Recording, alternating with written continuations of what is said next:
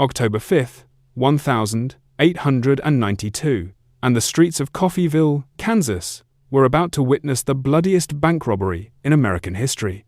5 men rode into town that morning with a plan so audacious, so utterly reckless, that it would seal their fate within minutes.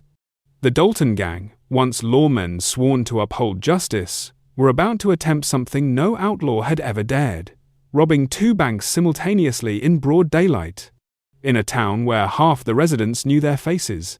What drove these brothers from respected positions of authority to become the most wanted criminals west of the Mississippi? The answer lies not in simple greed, but in a tangled web of family legacy, broken promises, and the violent transformation of the American frontier. The story begins decades earlier, far from the dusty streets where it would end. The Dalton family traced their American roots back to the colonial era, settlers who had pushed westward with each generation, always seeking opportunity just beyond the next horizon. Lewis Dalton, the patriarch, had fought in the Mexican-American War before settling in Missouri with his wife, Adeline Younger. That surname carried weight in the borderlands, for Adeline was an aunt to the notorious Younger brothers, who would later ride with Jesse James. Violence and outlawry ran in the bloodline, though Lewis himself remained a law-abiding farmer, struggling to provide for a family that would eventually number 15 children. By the 1882, the Daltons had relocated to Indian Territory, near what would later become Oklahoma. Here, in a landscape where federal law struggled to maintain order and multiple jurisdictions overlapped in confusing tangles, the Dalton boys came of age. Frank, the eldest who concerned himself with such matters, initially chose the path of legitimacy. He became a deputy U.S. Marshal, riding for the legendary hanging judge Isaac Parker out of Fort Smith, Arkansas.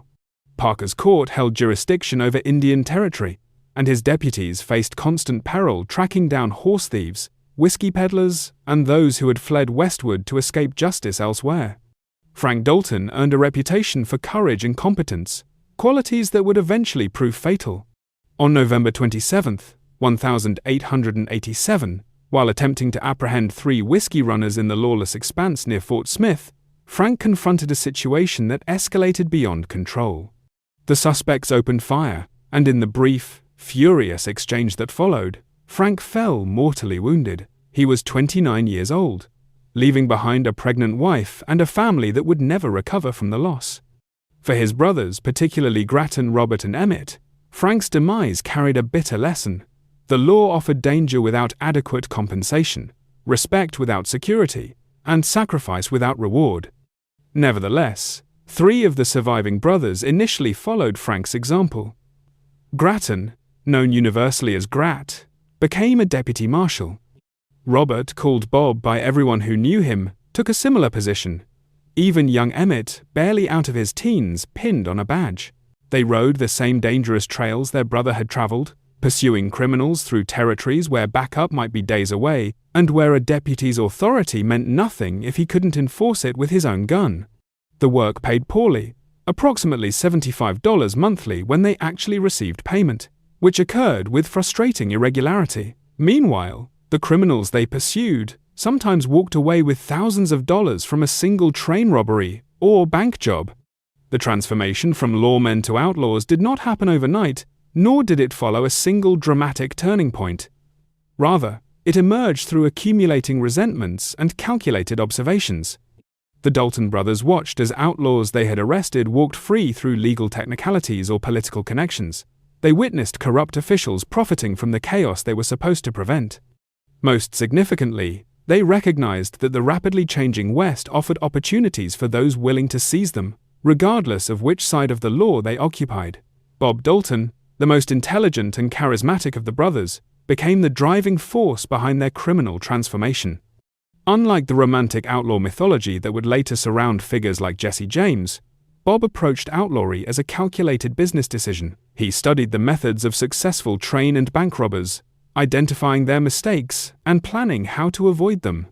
He recognized that the railroad companies and banks represented wealthy institutions that could absorb losses, while law enforcement in the territories remained understaffed and poorly coordinated.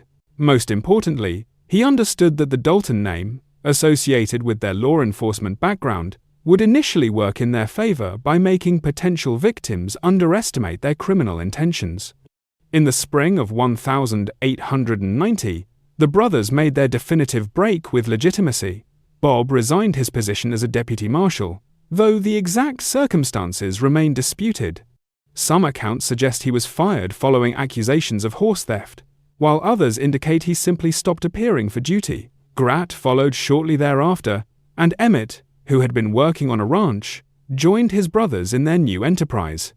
They recruited additional members carefully, seeking men with specific skills and proven ability to handle themselves in violent confrontations. Their first confirmed robbery occurred in February 1891, when they stopped a Santa Fe train near the California border.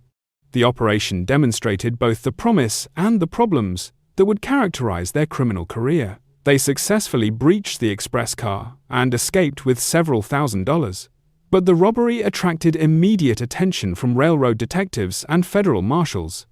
Unlike the isolated wilderness where Jesse James had operated decades earlier, the west of the 1892nd had telegraph lines, railroad networks, and increasingly professional law enforcement. The Dalton Gang would discover that the same technological progress that made their targets more lucrative also made escape more difficult. Over the next 18 months, the gang executed a series of increasingly bold robberies across Oklahoma, Territory, Kansas, and California. They developed a methodology that emphasized speed and intimidation. Typically, they would approach a train at a water stop or while it slowed for a grade, board quickly, and use overwhelming force to secure the express car. Bob Dalton personally supervised the dynamiting of safes, a skill he had learned from studying the techniques of other successful outlaws. The gang became known for their professionalism during robberies, rarely resorting to unnecessary violence against passengers or railroad employees who cooperated. However, their success brought unwanted attention. The railroad companies, particularly the Southern Pacific and Santa Fe lines, hired specialized detectives to track down the gang. The most famous of these, Chris Madsen, employed sophisticated investigative techniques uncommon on the frontier. He interviewed witnesses, analyzed robbery patterns, and developed a network of informants. The Pinkerton Detective Agency, already famous for pursuing the James Gang, also took an interest in the Daltons. Reward money accumulated, eventually reaching thousands of dollars for information leading to their capture. The pressure forced the gang to operate with increasing caution. They established hideouts in isolated locations, changed their appearance frequently, and relied on a network of sympathizers who provided shelter and intelligence. Many of these supporters lived in Indian Territory, where resentment of federal authority ran deep and where harboring fugitives carried a certain romantic appeal. The Daltons cultivated these relationships carefully, sharing money with those who helped them, and maintaining a Robin Hood image by presenting themselves as men fighting against powerful corporations and distant government authority. Yet cracks began appearing in their operation. In September 1891, a train robbery near Wharton, Oklahoma Territory, went badly wrong when railroad detectives anticipated their plans and set an ambush. The gang escaped, but only after a fierce gunfight that left one of their members seriously wounded. The injured man was captured, and under interrogation, he provided authorities with valuable information about the gang's methods and hideouts. This betrayal forced the Daltons to restructure their operations and be more selective about recruits. The following months saw the gang pull off several successful robberies, but law enforcement was closing in.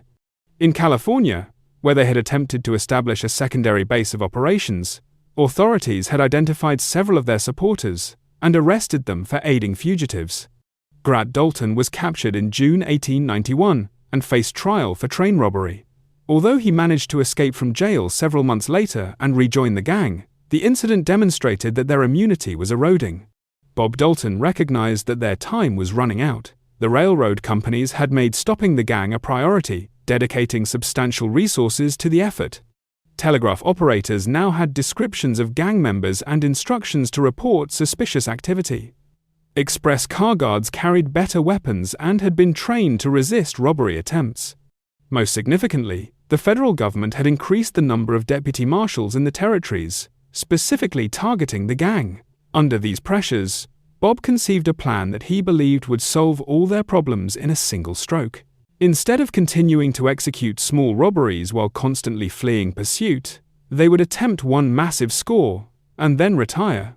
The target he selected demonstrated both his ambition and his deteriorating judgment: Coffeyville, Kansas, the town where the Dalton family had once lived, and where many residents knew the brothers personally.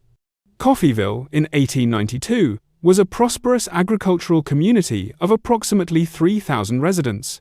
Two banks operated on opposite sides of the town plaza, reflecting the community's economic vitality. The Condon Bank and the First National Bank held substantial deposits from local farmers and businesses, particularly during the autumn following harvest season. Bob's plan called for dividing the gang into two groups, hitting both banks simultaneously and escaping before authorities could organize resistance. On paper, the strategy possessed a certain logic, as it would maximize the take while preventing either bank from being warned during the robbery. However, the plan contained fatal flaws that anyone less desperate or arrogant might have recognized. First, robbing banks in a town where the perpetrators were known virtually guaranteed swift recognition and response. Second, the simultaneous nature of the operation meant dividing their forces, reducing their ability to suppress resistance. Third, the timing placed them in a town where many residents would be armed, as was common in rural Kansas communities. Finally, the plan assumed that surprise would carry them through, but surprise depended on citizens failing to recognize 5 men on horseback whose faces were familiar to half the town. The gang that rode into Coffeyville on that October morning consisted of Bob and Emmett Dalton, their brother Grat, and 2 recruited members, Bill Powers and Dick Broadwell. They had attempted disguises, wearing false beards and altering their appearance, but these cosmetic changes proved inadequate against personal recognition. As they tied their horses in an alley near the banks and began walking toward their targets, multiple townspeople noticed something amiss. The first alarm came from Alec McKenna, a local merchant who recognized Bob despite his disguise. McKenna quickly spread word through nearby stores that the Dalton Gang was in town, presumably to rob the banks. Rather than fleeing or hiding, Coffeyville's citizens reacted with remarkable courage and organization. Store owners retrieved firearms from their businesses, townsmen grabbed rifles from their homes, and within minutes, an informal but determined resistance had begun forming. The gang split as planned, with Bob and Emmett heading toward the First National Bank, while Grat, Powers, and Broadwell entered the Condon Bank. Both robberies initially proceeded according to plan. The bandits announced their intentions, ordered bank employees and customers to raise their hands, and began collecting money. However, the crucial element of speed began slipping away almost immediately. At the Condon Bank, Grat made a critical error that would cost precious minutes. When he demanded that cashier Charles Ball open the safe, Ball claimed it was on a time lock that wouldn't open for several more minutes. This was a complete fabrication, but Grat believed it and agreed to wait, allowing the citizens outside to continue arming themselves and taking positions. Meanwhile, at the First National Bank, Bob and Emmett worked more efficiently, quickly gathering approximately $20,000 in currency and negotiable instruments. Outside, the town was transforming into an armed camp. Men took positions in upper-story windows overlooking the plaza. Others stationed themselves in doorways and behind water troughs. Hardware store owner Henry Isham distributed ammunition to anyone with a firearm. The trap was closing, and the gang inside the banks remained unaware of how completely the situation had turned against them. When Bob and Emmett emerged from the First National Bank, they immediately recognized the danger. Armed men appeared at multiple locations, and Bob reportedly shouted a warning to his companions still in the Condon Bank. What followed was one of the most intense gunfights in Old West history. A sustained exchange of fire that witnesses later estimated involved more than 200 shots in approximately 12 minutes. The gang attempted to fight their way back to their horses, but they were caught in a deadly crossfire. Citizens fired from protected positions while the outlaws were exposed in the open plaza. Bob Dalton, demonstrating the same courage that had made him an effective lawman, tried to provide covering fire for his brothers. He was hit multiple times but continued fighting, attempting to create an escape route. Grat Dalton emerged from the Condon Bank and immediately came under intense fire. He managed to shoot and mortally wound City Marshal Charles Connolly, one of the first lawmen to engage the gang. But within moments, Grat himself fell, struck by a shotgun blast from John Clower, a local farmer and livery stable operator who had positioned himself with a clear line of fire. Bill Powers and Dick Broadwell also attempted to reach the horses but were cut down in the street. Powers was struck by multiple bullets and collapsed near the alley entrance. Broadwell, though wounded, managed to mount his horse and actually rode out of town, but he had been hit mortally and fell from his saddle less than a mile from Coffeyville, where he was found deceased shortly afterward. Bob Dalton fought with desperate determination, continuing to return fire even as bullets struck him repeatedly. Witnesses reported that he killed or wounded several townsmen during the battle, though exact casualizations remain uncertain given the chaotic nature of the gunfight. Finally, a shot from Clower's rifle struck Bob in the chest, and he fell near his brother Grat, mortally wounded. Only Emmett Dalton reached the horses. He had been shot in the hip but managed to mount and could have escaped. Instead, in an act that demonstrated either remarkable loyalty or catastrophic judgment, he turned back to help his fallen brother Bob. As he attempted to pull Bob onto his horse, Emmett was struck by a load of buckshot fired by town barber Carey Seaman. The blast shattered his arm and struck him in multiple locations, knocking him from his horse to the ground beside his brothers. When the smoke cleared and the shooting stopped, the aftermath revealed the complete destruction of the Dalton Gang. Bob Dalton lay deceased, his body containing at least 4 bullet wounds. Grat Dalton had succumbed to his injuries, alongside Bill Powers and Dick Broadwell. Emmett Dalton, though gravely wounded, had survived, barely clinging to life as physicians worked to stabilize him. On the townspeople's side, 4 citizens had perished: Marshal Charles Connolly, George Cubine, Charles Brown, and Lucius Baldwin. Several others had sustained wounds of varying severity. The bodies of the deceased outlaws were displayed publicly, a common practice of the era that served both as verification of their demise and as a warning to other potential criminals. Photographers documented the scene, creating images that would be reproduced in newspapers across the nation. The photographs showed the outlaws arranged in a row, their bodies positioned for the camera in a manner that today seems grotesque but which reflected contemporary attitudes toward crime and punishment. Emmett Dalton, the sole survivor, faced trial for his role in the robbery once he recovered sufficiently from his wounds. The evidence against him was overwhelming, and he pled guilty to second-degree homicide charges. The court sentenced him to life imprisonment at the Kansas State Penitentiary, where many expected he would spend the remainder of his days. However, Emmett's story took an unexpected turn that differentiated him from his brothers. During his 14 years of incarceration, Emmett underwent a genuine transformation. He became a model prisoner, educated himself extensively, and expressed remorse for his criminal past. He petitioned for pardon, arguing that he had been young and under the influence of his older brothers during the gang's criminal activities. In 1907, Kansas Governor Edward Hock granted him a conditional pardon, citing his rehabilitation and the belief that he no longer posed a danger to society. After his release, Emmett Dalton moved to California and attempted to build a legitimate life. He worked in construction, married his longtime sweetheart Julia Johnson, and eventually became involved in the emerging motion picture industry. In the 1,910 Seconds and 1,920 Seconds, he wrote screenplays and acted in several Western films that romanticized the outlaw era. He also authored books about his experiences, including When the Daltons Rode and Beyond the Law, though these works blended fact with fiction in ways that frustrated historians. Emmett's public persona presented him as a reformed criminal who had learned from his mistakes.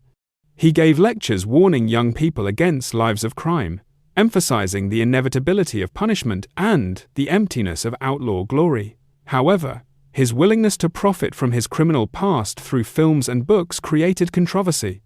Critics argued that he was exploiting his notoriety and presenting a sanitized version of events that minimized the suffering his gang had caused. The question of what really happened to the Dalton Gang extends beyond the physical facts of their demise at Coffeyville.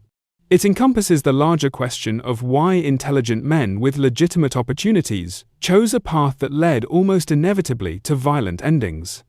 Various theories have been proposed over the decades, each reflecting different assumptions about human nature and the American frontier experience. Some historians emphasize economic factors, noting that law enforcement salaries in the territories were genuinely inadequate, and that the wealth disparities between struggling settlers and prosperous railroad corporations created resentment. From this perspective, the Daltons represent men who chose crime as a rational response to limited economic opportunities, however misguided that choice ultimately proved. Other analysts focus on psychological factors, particularly the role of family legacy and the pressure to match the notoriety of their distant relatives, the younger brothers. Bob Dalton, by several accounts, explicitly expressed his desire to surpass the achievements of the James Younger gang, suggesting that competitive ego and a romanticized view of outlawry influenced his decisions. A third interpretation emphasizes the transitional nature of the era itself. The Dalton Gang emerged during the closing years of the frontier, when the Wild West was rapidly transforming into settled territories, with effective law enforcement and modern communication systems. The brothers attempted to employ outlaw tactics that had worked in earlier decades, not recognizing that technological and social changes had fundamentally altered the environment. From this viewpoint, they were anachronisms, men trying to live by rules that no longer applied. The raid on Coffeyville has been analyzed extensively as a case study in criminal planning failures. Multiple factors contributed to the disaster: overconfidence, inadequate reconnaissance, underestimation of citizen resistance, and Bob Dalton's apparent desperation to execute one final, spectacular crime. The decision to rob a town where the gang members were known personally remains particularly puzzling, suggesting either extraordinary arrogance or deteriorating judgment under the pressure of constant pursuit. Some researchers have questioned whether Bob Dalton actually expected to survive Coffeyville.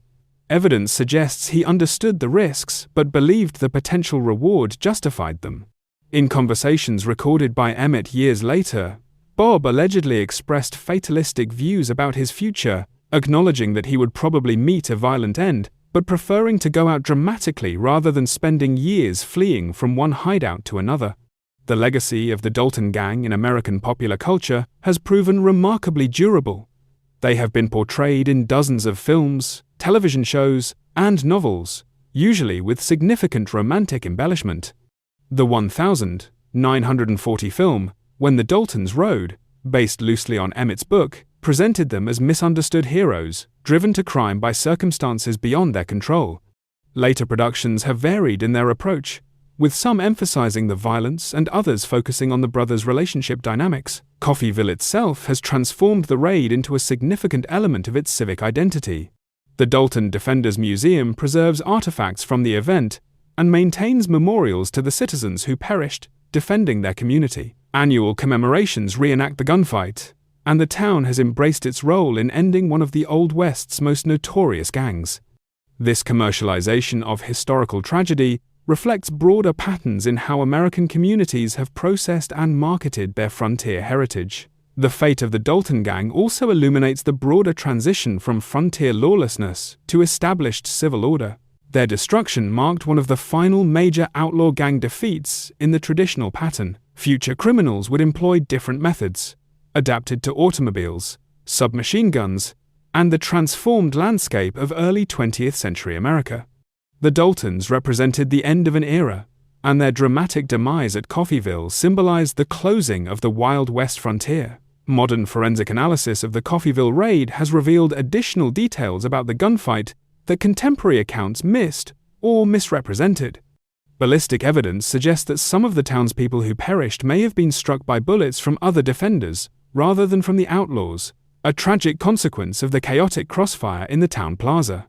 This finding does not diminish the courage of the citizens who risked their lives to defend their community, but it does highlight the inherent dangers of armed civilian resistance to criminal violence. The rewards paid to those who participated in stopping the gang created additional complications. Disputes arose over who deserved credit for which shots, particularly regarding Bob and Grat Dalton's demise. John Cloer received official recognition as the man who terminated both brothers, but other participants contested this attribution. The railroad companies, which had posted substantial rewards, eventually distributed money to multiple claimants, though the amounts fell short of what many believed they deserved. Emmett Dalton's post-prison life continued to generate controversy until his passing in 1937.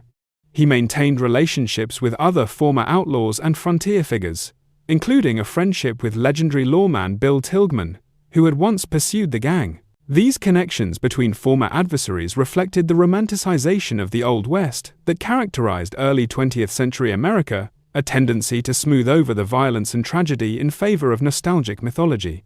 The final years of Emmett's life were spent in Los Angeles, where he worked in real estate and continued his involvement with Western films. He gave numerous interviews in which he presented increasingly polished versions of the Dalton story, often contradicting his earlier accounts.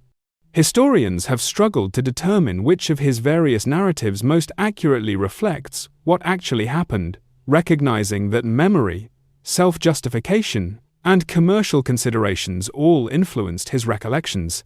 The question of what really happened to the Dalton Gang can be answered on multiple levels. Physically, they were destroyed in a 12-minute gunfight that resulted from miscalculation, overconfidence, and the courage of ordinary citizens who refused to be victimized. Psychologically, they were casualties of their own mythologizing, men who confused outlaw romance with brutal reality. Historically, they represented a transitional moment in American development, the collision between frontier lawlessness and emerging modern order. Their story endures because it encapsulates fundamental American themes: the appeal of rebellion against authority, the tragedy of wasted potential, the violence underlying frontier mythology, and the transformation of criminals into entertainment. The Dalton Gang rode into Coffeyville as desperate men seeking one final score that would allow them to escape the consequences of their choices. They left as corpses or a prisoner, having instead provided a cautionary tale about the inevitable price of criminal ambition. That tale, however embellished and romanticized in subsequent retellings, continues to resonate more than a century after the guns fell silent on that October morning in Kansas.